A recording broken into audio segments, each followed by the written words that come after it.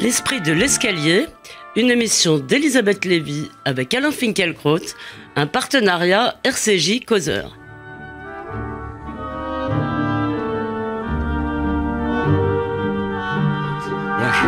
Aujourd'hui, notre émission sera consacrée à deux espèces protégées, les femmes et les jeunes.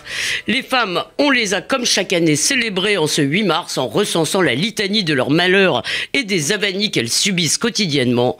Quant à la jeunesse, en tout cas une partie de sa partie gauche, elle était dans la rue mercredi, en première ligne dans les défilés contre la loi sur le travail. Et vous nous direz, si vous pensez comme naguère votre ami Benny Lévy, qu'on a toujours raison de se révolter. Mais commençons par le 8 mars, Alain Finkielkraut.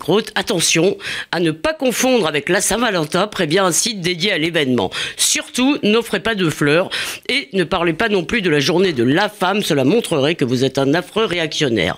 La Sainte Nana, également dite journée des droits des femmes, est une date sacrée dans la martyrologie laïque. Elle est l'occasion de rappeler que les femmes sont agressées, harcelées, mal payées et en prime parfois complimentées sur leur minois. Bref, que leur existence dans nos terres de domination masculine est un enfer. Alors Alain Finkielkraut, vous n'avez pas apporté de fleurs, mais vous m'avez promis une surprise et j'espère que cette surprise va me remonter le moral parce que depuis mardi, je me sens vraiment mal. Ah, je ne sais pas. Ce que je peux vous dire, c'est que le soir du 8 mars, je regardais distraitement, après une longue journée de labeur, le grand journal de Canal+.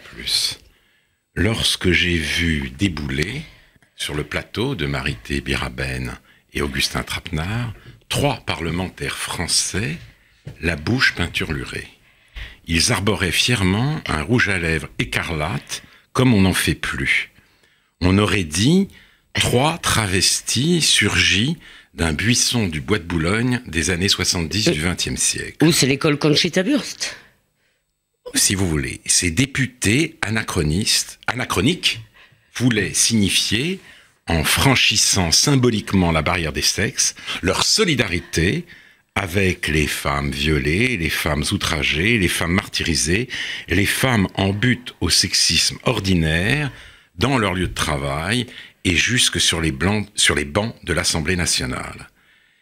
Cette campagne pathétique a été baptisée un petit geste pour une grande cause. Oui, je crois pour ajouter à votre bonheur, je crois qu'Alain Juppé s'est prêté à l'exercice. Je n'en suis pas sûr, mais il me semble bien. Alors d'abord médusé, j'ai eu ensuite le fou rire. Oh oui, puis ça ne mérite que ça. Pas tout à fait. Enfin, pas seulement ça, mais ça mérite au moins ça. J'ai eu le fou rire, puis les larmes me sont venues aux yeux en pensant aux dégâts de l'identification compassionnelle. Tocqueville a montré qu'à l'âge démocratique, la pitié ne connaît pas de frontières.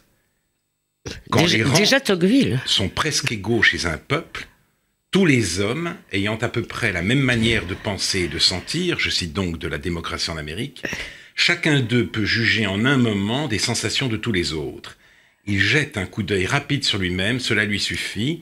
Il n'y a donc pas de misère qu'il ne conçoive sans peine et dont un instinct secret ne lui découvre l'étendue. En vain s'agira-t-il d'étrangers ou d'ennemis, l'imagination le met aussitôt à leur place. Elle met quelque chose de personnel à sa pitié et le fait souffrir lui-même, tandis qu'on déchire le corps de son semblable. Face à cette reconnaissance sensible de l'homme par l'homme, je ne plaide pas, évidemment, pour l'égoïsme, l'indifférence, le repli sur soi. Comme le disait déjà Edmund Burke, pour que le mal triomphe, il suffit que les braves gens ne fassent rien. Je me dis simplement qu'à force de nous sommes tous, on oublie les différences et que le désert croît avec l'indifférenciation. Oh. Et puis, il y a quelque chose d'idéologique dans cette solidarité spectaculaire. Oui. Vous vouliez dire quelque chose? Non, c'est-à-dire que non seulement là-dedans, il y a l'idée que nous sommes tous victimes, mais surtout quand même que les femmes, que nous sommes tous des femmes, si vous voulez, mais surtout que les femmes sont par essence des victimes. Oui, alors bien entendu, c'est-à-dire nous avons pitié, nous sommes tous, et les hommes peuvent être des femmes, Il suffit qu'ils mettent du rouge à lèvres pour s'identifier complètement aux femmes. Mais il y a quelque chose d'idéologique dans cette solidarité spectaculaire. Après les agressions de la Saint-Sylvestre à Cologne, il importait au plus haut point, à la gauche ou à une certaine gauche, de dénoncer haut et fort toutes les violences faites aux femmes dans nos sociétés. Il s'agit, en effet, où il s'agissait de rapatrier dardard ce qui nous arrive dans l'histoire au sens progressiste de totalité en mouvement vers l'émancipation. La division du monde entre dominés et dominants absorbe ainsi le choc des cultures. Partout règne l'inégalité, partout les femmes sont opprimées, partout il faut les soutenir dans leur combat. L'occasion du 8 mars a été saisie pour faire oublier la place des femmes dans notre civilisation. Alors permettez-moi d'exprimer un désaccord parce que je trouve que cette année justement ça n'a pas marché. En fait ça fait très longtemps que l'opération noyage de poissons sur le thème « Le patriarcat n'a pas de couleur », pardon, ça fait très longtemps qu'elle a lieu et qu'on nous explique la même chose, que cette opération a lieu. Cette année, elle a un peu moins marché parce qu'une partie quand même des féministes de la gauche, disons, n'a pas acheté cette eau-là. Et le 8 mars a été, dans le fond, les médias n'en ont pas fait des unes, il y a eu un peu moins de tintouin que d'habitude en réalité. Vous avez raison, en même temps... Cologne est passée par là, voilà. Cologne est passée par là, mais la volonté d'occulter, si vous voulez, Cologne, et surtout de réparer la fracture de l'histoire, était à l'œuvre, notamment dans un article d'Olivier Roy, l'auteur du chiasme du siècle. Ce n'est pas l'islam qui se radicalise, c'est la radicalité qui s'islamise. Et il répondait, dans Libération datée du 10 mars, à Kamel Daoud, en expliquant que le machisme et le harcèlement sexuel existent sous toutes les latitudes et qu'il faut être raciste pour faire sur la question du statut des femmes la moindre différence entre l'islam et l'Occident. Aux yeux des progressistes qui n'ont pas désarmé, même si effectivement ils sont contestés à l'intérieur de la gauche, comme vous le dites très justement, aux yeux des progressistes, il n'y a pas d'islam, il n'y a pas d'Occident, il n'y a que l'humanité qui, dans sa longue marche pour la liberté, se heurte aux forces réactionnaires. Tel a été le message que certains ont voulu faire entendre le 8 mai 2016. Mais même s'il s'était agi de défendre ce qui devrait être fait, le droit des femmes dans nos cités, bien sûr, et aussi évidemment dans le monde arabo-musulman, il y a quand même quelque chose, vous l'avez souligné, de l'ordre de la recherche de l'indifférenciation dans cette façon de les défendre en mettant du rouge à lèvres. Et surtout d'ailleurs rouge à lèvres dont on dirait par ailleurs que c'est un signe de la soumission des femmes justement, au désir masculin. À cet égard, le grand précurseur et le maître à penser de ce pieux escamotage n'est autre que Pierre Bourdieu. Dans son livre « La domination masculine », paru au Seuil en 1998, il expliquait que la société berbère de Kabylie était une image grossie, c'est son expression, de notre univers. La description ethnologique d'un monde social, tout entier construit autour de la domination masculine, écrivait Bourdieu, agit comme l'instrument d'une archéologie historique de l'inconscient qui habite chacun de nous, homme ou femme. Et le sociologue réussissait l'incroyable exploit de réunir sous le même chef d'inculpation, la domination masculine, ce qu'il appelait l'état d'insécurité corporelle, de dépendance symbolique des femmes condamnées à n'exister que par et pour le regard des autres en tant qu'objet accueillant, attrayant, disponible. Ça, c'est les occidentales ? Oui, et la violence qui consiste à les reléguer, à les mettre constamment sous surveillance, à occulter les signes maléfiques dont leur corps est porteur. Et puis, alors, je voudrais citer, pour finir sur ce chapitre, un tweet. Moi, je voudrais vous interroger un peu sur le féminisme. Mais peut-être. Mais un petit si vous m'autorisez une question. Bien sûr. Oui, je serai magnanime aujourd'hui. Merci, c'est trop bon. Allez-y. Clémentine Autain, il ne faut pas oublier ce tweet du 12 janvier 2016. Entre avril et septembre 1945, environ 2 millions d'Allemandes ont été violées. La faute à l'islam, point d'interrogation. Oui. Marc Cohen lui a répondu très vigoureusement dans Causeur. Alors, votre question maintenant. Donc, tout juste pour conclure là-dessus, il y a quelques, disons, tenaces. Caroline Dehaas également, qui aujourd'hui est très en pointe avec la pétition contre la loi sur le travail. Caroline Dehaas aussi a traité a dit que tous ceux qui voyaient là aussi un produit de différence culturelle avait de la mer de racisme dans les yeux, quelque chose comme ça. Donc, oui. Il y en a quelques-unes qui persistent, mais il me semble que le réel, malgré tout, s'est imposé et que tout le féminisme peut-être n'est pas à jeter. Non, mais bien sûr que le féminisme n'est pas à jeter. Non, mais c'est ça ma question tout de même, c'est ça. C'est après tout, l'égalité des droits est aujourd'hui une réalité dans nos sociétés. Bon, elle n'est pas totalement, évidemment, incarnée, mais à mon avis, rien ne l'est complètement. Donc, est-ce que le féminisme a encore une mission historique, ou est-ce que finalement, il a fini sa mission historique et que... Pour l'essentiel, le féminisme a gagné. Et les féministes n'aiment pas crier victoire. Donc, elles disent... à l'inverse, le combat continue. Mais surtout, cette idée du combat continu, c'est une manière de s'accrocher si vous voulez, à cette vision de l'histoire, comme une vision hegeliano-marxiste, comme une sorte de mouvement continu ou convulsif vers l'émancipation universelle. Or, aujourd'hui, ce que nous vivons, c'est un choc d'historicité, c'est une fracture de l'histoire. Voilà notre situation et nous devrions être amenés à prendre acte, justement, de ce que représentent les femmes dans notre civilisation, à ce que signifie cet héritage de la visibilité du féminin. Alors, j'ai par exemple apporté Bernard ici Lewis. Bernard Lewis. Je croyais que c'était Claude Habib, mais non. Que s'est-il passé, l'islam, l'Occident et la modernité?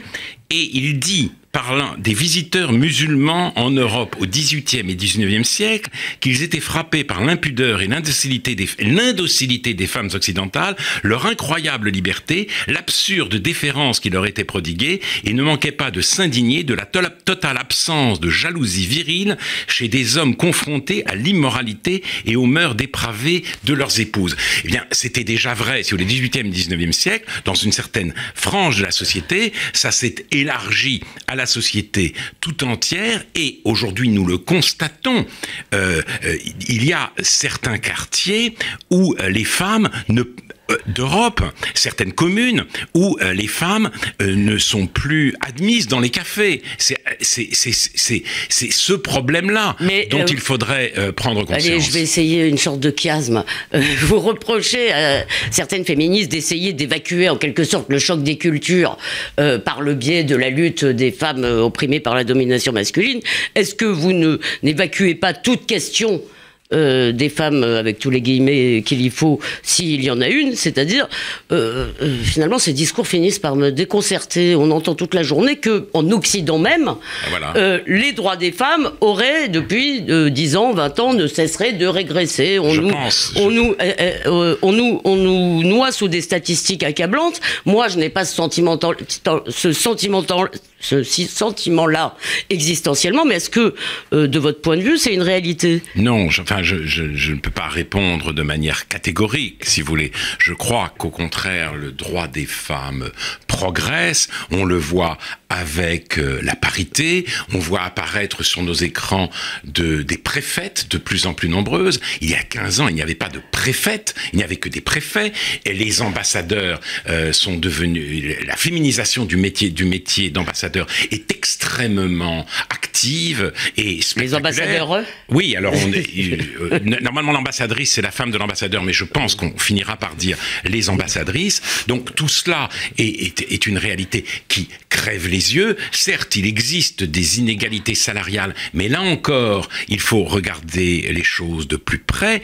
Des jeunes femmes et des jeunes gens qui arrivent, des jeunes hommes qui arrivent sur le marché du travail, ont le même salaire. Simplement, au bout de 20 ans de carrière, les hommes se sont interrompus moins longtemps parce qu'il n'y a pas eu de congé de grossesse. Ils ont plus tendance à prendre des heures supplémentaires. Donc, en effet, ils arrivent à être mieux payés que les femmes. Et puis il y a une sorte de rattrapage historique oui, du moment où l'arrivée des femmes à l'université sur le marché du travail, c'est pas fait en un clin d'œil. Donc. Mais il y a des différences qui tiennent aussi au fait que c'est pas tout à fait la même chose, notamment sur le marché du travail, et parce que les femmes sont des mères, d'être un homme ou une femme. Donc, si vous voulez, aujourd'hui, la lutte des femmes, pour pouvoir continuer, se donne comme horizon l'abolition même de la différence des sexes, d'où, en effet, le succès, on en a parlé, de la théorie du genre. Mes dernières questions, peut-être, c'est un peu l'affaire Sauvage qui m'a fait penser à ça, où on a vu certaines femmes réclamer, en quelque sorte... Le droit de tuer. Oui, c'est ce que dit c'est ce que dit notre amie Anne-Marie Le Poiriat, je ne sais pas si c'est ça, mais réclamer, disons, sur le droit à la légitime défense différée. Est-ce qu'il vous arrive de redouter aussi, dans notre monde, Philippe Muret en parlait souvent, une forme de pouvoir totalitaire des femmes? Non, je pense que nous n'en sommes pas là. J'ai signé moi-même la pétition en faveur de Jacqueline Sauvage, non pas parce que je voudrais introduire dans le droit un droit à légitime défense différé, mais il semble quand même qu'elle ait vécu 40 ans d'enfer, parce que ces situations infernales... Non, mais le cas de Jacqueline Sauvage n'est pas en cause, en quelque sorte, dans la cause qu'on lui fait défendre. Le fait est, si vous voulez, que les hommes sont physiquement plus forts que les femmes, et certains profitent outrageusement de cette différence, bien que ce ne soit vraiment pas le trait le plus typique de notre civilisation. Oui, très bien. Bon, merci Alain Finkielkraut. Peut-être en reparlerons-nous le prochain 8 mars. Mais on le sait, il y a beaucoup de concurrence pour savoir qui est le plus victime dans notre société. Et cette semaine, les jeunes ont un peu volé la vedette aux femmes. En 2010, ils avaient manifesté contre la réforme des retraites. Yves de Kerdrel rappelle dans son éditorial de Valeurs Actuelles que c'était à l'appel de Ségolène Royal. Aujourd'hui, ceux qui mènent la bataille contre la loi El Khomri ont visiblement décidé de mettre les jeunes au centre de la photo. Et donc, toutes les boutiques jeunesse de la gauche, à commencer bien sûr par l'inusable UNEF, pépinière de talents socialistes, ont donc appelé à une 3e journée de mobilisation jeudi prochain. Alors vous êtes le père d'un jeune adulte, d'un jeune homme qui démarre sa vie adulte et professionnelle. Vous savez que ce n'est pas facile dans le monde du chômage de masse. Vous en voyez aussi d'autres autour de vous. Alors, que vous inspire cette mobilisation des jeunes ou de jeunes, de l'agacement, de la compréhension ? Alors, je vous répondrai au terme du raisonnement. Je n'en attendais pas tant. Au terme du raisonnement, ce que j'ai constaté comme vous, c'est qu'à l'appel de l'UNEF et des principales organisations lycéennes, des jeunes gens ont manifesté contre le projet de loi de réforme du Code du travail. Et on a employé, pour décrire ce début de mobilisation, ce tour de chauffe, la métaphore, en effet très éloquente, du dentifrice. Ah oui. Quand la pâte sort du tube, impossible de la remettre dedans. Agir pour la jeunesse, c'est donc se répandre, et une fois qu'elle s'est répandue, il est trop tard. On ne peut pas lui faire entendre raison. C'est une blague policière quand même. Ce sont les commentateurs, même les plus favorables, qui le disent. Donc on ne peut plus lui faire entendre raison. Pourquoi cette impuissance ? Parce que, je le sais, je l'ai vécu de l'intérieur, la jeunesse est par excellence l'âge de la radicalité. Qu'est-ce en effet, grâce à la scolarisation massive et tardive qu'être jeune, c'est ignorer les vicissitudes de l'existence incarnée. Et cette ignorance conduit à la simplification. Le monde, pour ceux qui sont allégés du poids de la condition humaine, est peuplé de catégories exclusivement morales et se partage en deux. Ici les justes, là les salauds. Tout compromis est une infamie, toute transaction entre les uns et les autres, les justes et les salauds, est une trahison. Ben justement, vous ne pouvez pas leur reprocher d'être adulte, de ne pas être adulte. Oui, mais justement, non, vous avez raison. Mais dans le Monde daté du 11 mars, on découvrait la photographie d'un jeune homme aux cheveux longs, comme en 68, et qui portait une pancarte avec ces mots « Manuel Valls, Franco serait fier de toi ». Et cet étudiant, si vous voulez, en colère, réclamait bien sûr le retrait pur et simple d'une loi accusée de condamner les jeunes à la précarité, alors qu'elle vise maladroitement, peut-être, à les sortir de la précarité qui est leur destin actuel, en sécurisant la rupture des contrat de travail. Mais peu importe les faits, ce qui compte, c'est l'histoire qu'on se raconte et la posture qu'elle permet de prendre. Mais vous n'avez pas dit de bêtises, vous, dans votre jeunesse gauchiste, donc je vous l'ai dit, Elisabeth. Oui. Je l'ai dit, je le sais de l'intérieur. Oui. La jeunesse, c'est l'âge de la radicalité. Je sais aussi que tous les jeunes ne sont pas ainsi. Il y a les apathiques, il y a ceux dont les privilèges déterminent déjà la conscience, il y a ceux qui refusent de laisser la politique les détourner de leurs ambitions, de la carrière qu'ils envisagent, et il y a ceux, je n'en étais pas, qui échappent à la radicalité sans sacrifier pour autant toute forme d'idéal. Mais Kerdrel nous dit qu'aujourd'hui qu'il y a ceux qui prennent le monde comme un village, oui, n'est-ce pas, oui, bien voilà. sûr. Mais la radicalité, c'est ça qu'il faut savoir, elle intimide. La radicalité, elle intimide. Je parle comme François Hollande qui aime parler jeune.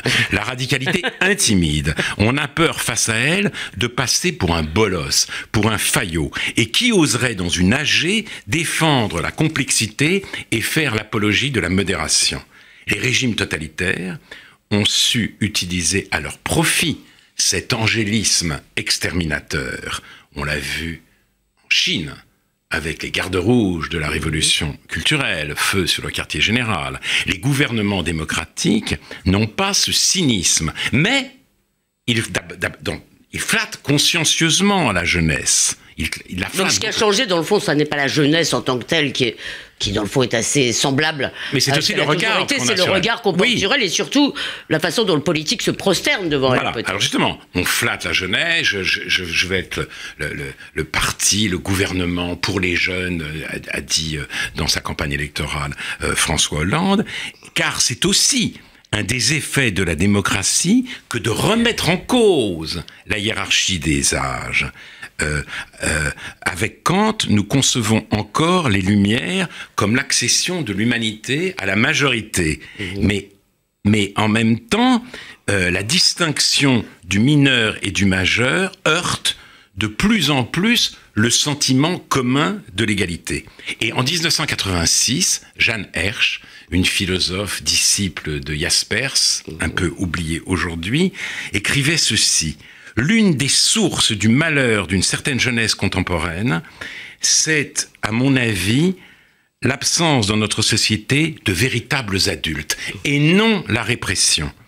Alors, c'est un malheur pour les jeunes, mais c'est aussi un malheur pour les adultes défroqués, les adultes oublieux de leurs responsabilités, parce qu'après avoir flatté les jeunes, ils se trouvent à leur merci.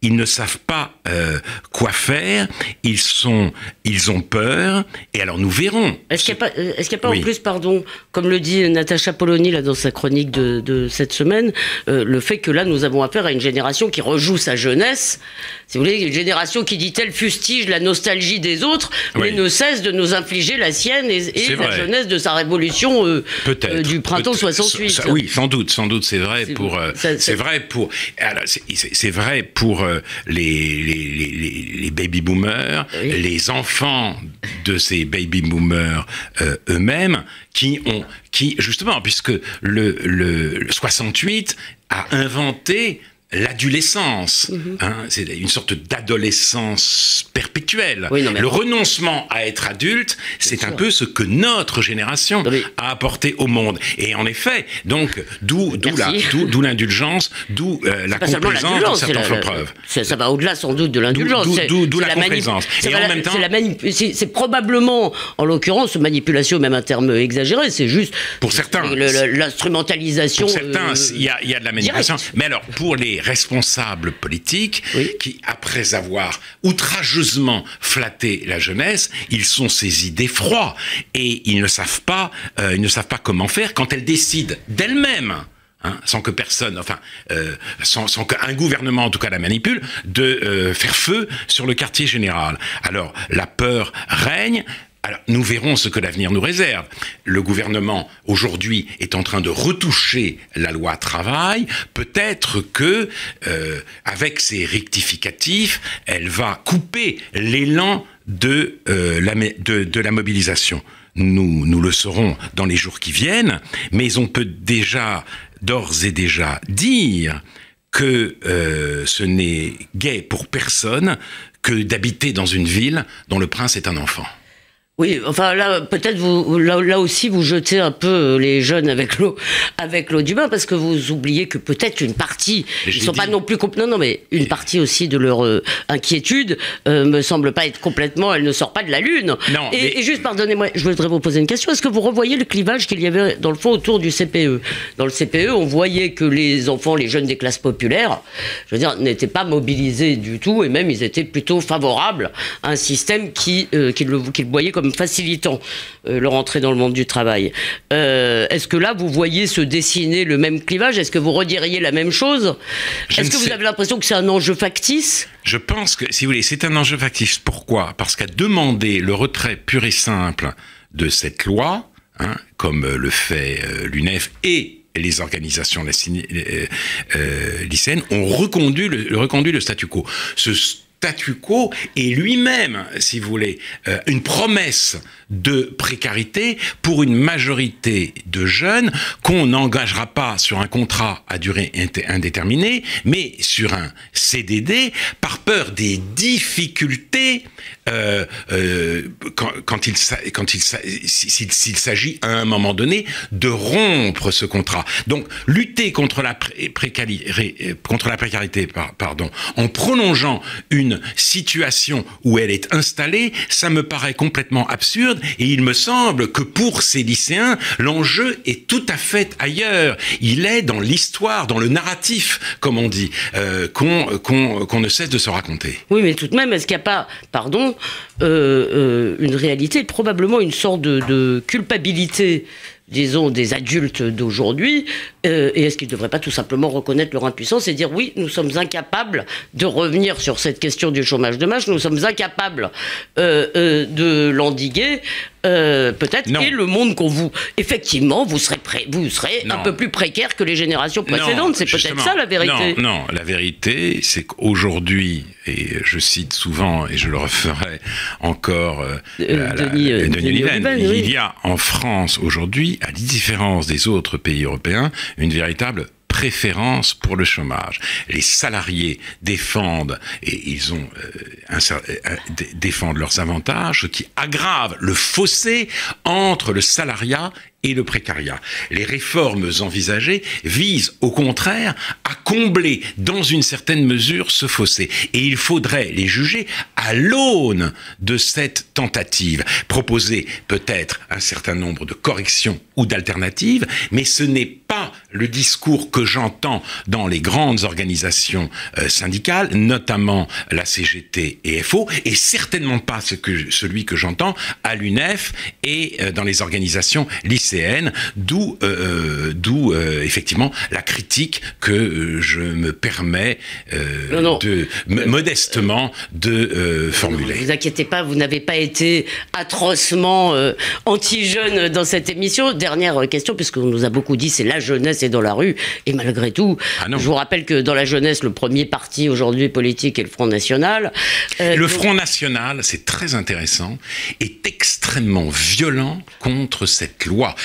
Florian Philippot tient exactement le même discours que le président de l'UNEF et que le secrétaire général de la CGT. Alors, le Front National fera, s'il y a des manifestations, descendre ces jeunes dans la rue et ils grossiront les rangs de la mobilisation, il faut le savoir. Bon, eh bien voilà encore un point de désaccord entre vous et Florian Philippot. Ben merci. Voilà. Merci de le souligner. Je le souligne.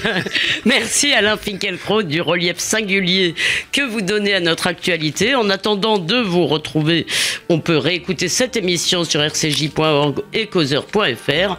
Et on vous lit dans Causeur de Mars, qui est consacré de nouveau à la bataille de l'école, qui n'est peut-être pas sans lien avec la préférence française pour le chômage. Bonne semaine à tous.